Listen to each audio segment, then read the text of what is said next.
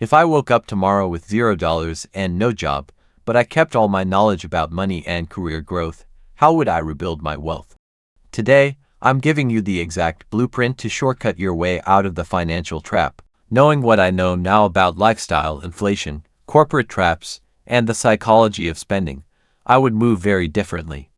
When you first start earning, it feels like you've made it, the salary hits, and suddenly upgrading your life feels justified. Better phone, better clothes, better everything. And no one really tells you that this is exactly how you get stuck. Because the more you earn, the more you spend, and the harder it becomes to step away.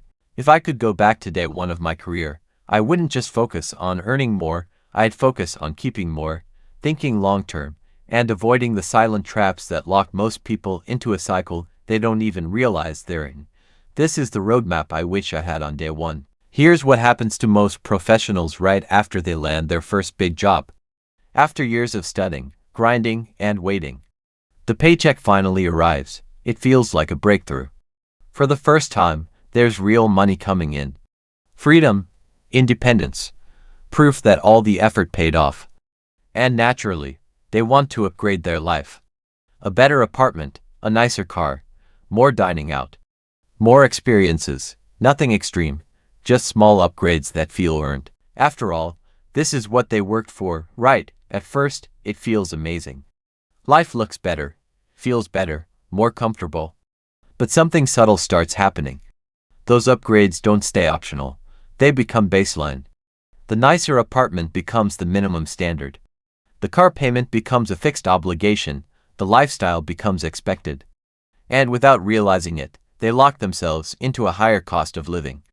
Very early in their career. Now here's the problem. At this stage, income is still growing, but it's not stable yet. Opportunities change, markets shift, life throws unexpected expenses. But the lifestyle, that stays fixed, so instead of using those early years to build a foundation, savings, investments, flexibility, they unknowingly start digging a hole. A hole made of fixed expenses, expectations, and habits. And it doesn't feel like a mistake at the time. It feels like progress. It feels like success.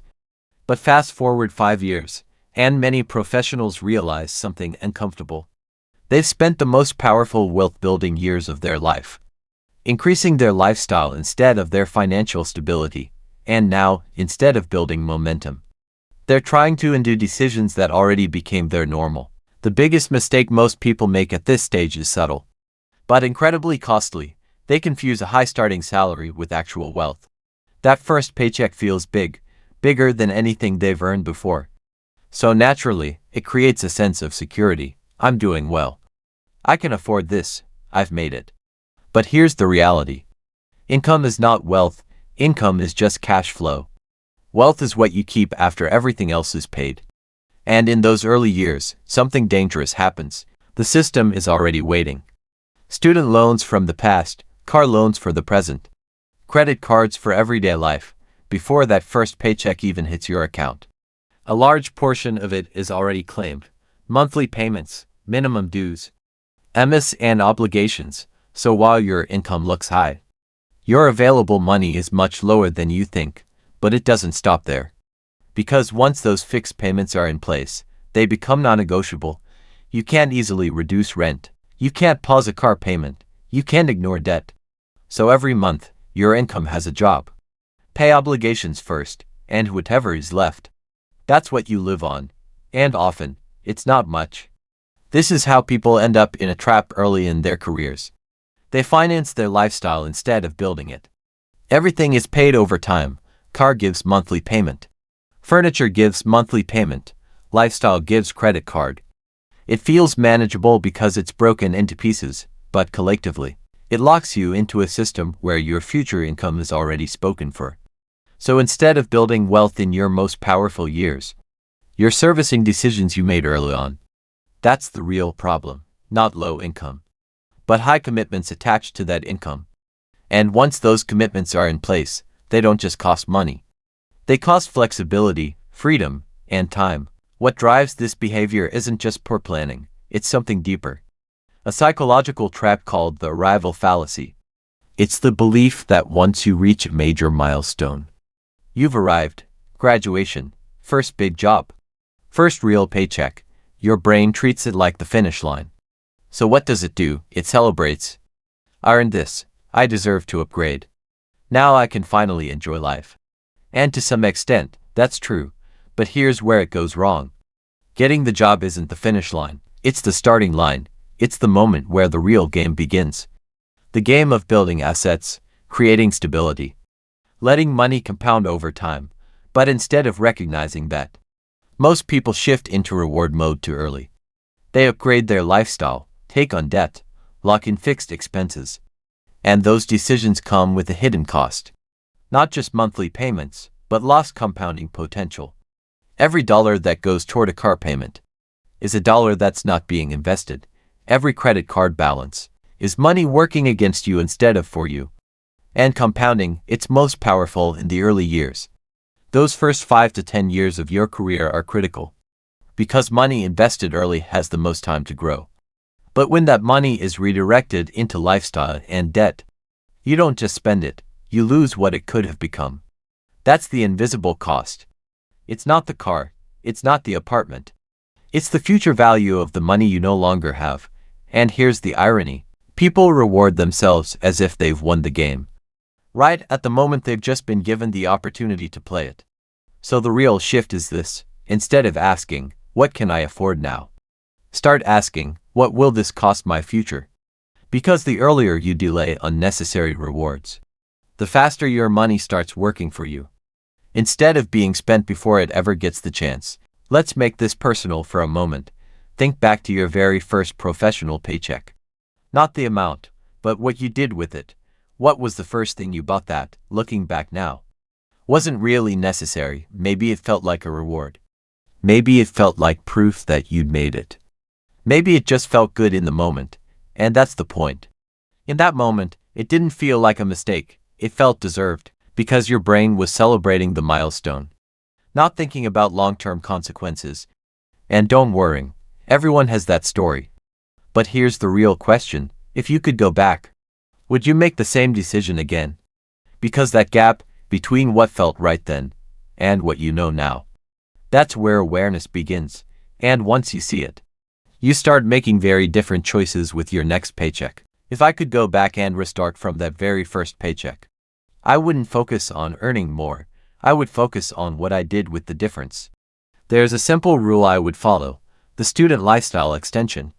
For the first 2 years of a high salary, I would live almost exactly the same way I did when I was broke. Same habits, same spending mindset, same level of simplicity, not forever, just temporarily. Because that window, those first 24 months, is incredibly powerful. Think about it. Your income suddenly jumps, but your expenses don't have to. That creates a massive gap, and that gap, that's where wealth is built. Most people close that gap immediately. They upgrade their lifestyle to match their income. But if you resist that urge, even for a short period, you create something rare, surplus, real, meaningful surplus.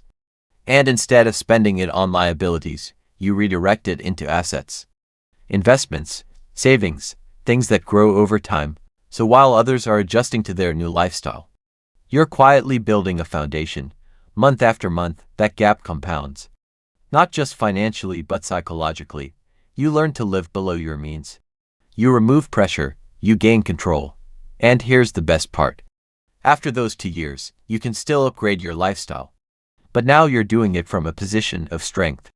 With savings, with investments, with momentum already on your side. Instead of feeling like you're catching up, you're already ahead. That's the power of delaying the reward, not forever. Just long enough to let your income start working for you, instead of disappearing as quickly as it arrived. Here's the truth most people realize too late. The first $100,000 is the hardest to build. But it's also the most powerful, because that's the stage where you are doing all the work. Saving consistently, making trade-offs, delaying upgrades. It feels slow, it feels insignificant. It feels like nothing is really happening. But behind the scenes, you're building momentum. And once that momentum kicks in, something changes. Your money starts working with you. Compounding begins to take over. Growth accelerates not because you're working harder, but because your foundation is finally strong. That's why those first 24 months matter so much. If you can delay gratification just a little, live slightly below your means, resist the early upgrades, you're not sacrificing your lifestyle. You're buying your future freedom in advance. Because what feels like a small delay today can translate into years, even decades, of flexibility later. That's the trade most people miss. Short-term comfort or long-term control. And the earlier you choose wisely, the less you'll have to struggle later. Let's pass something valuable forward. If you could go back to your 22-year-old self, what's the one money rule you would force yourself to follow? Not something complicated. Just one rule that could have saved you time, stress, or years of catching up. Drop it in the comments, because someone watching this right now is at that exact stage. And your one lesson might be the difference between them repeating the same cycle or getting ahead early.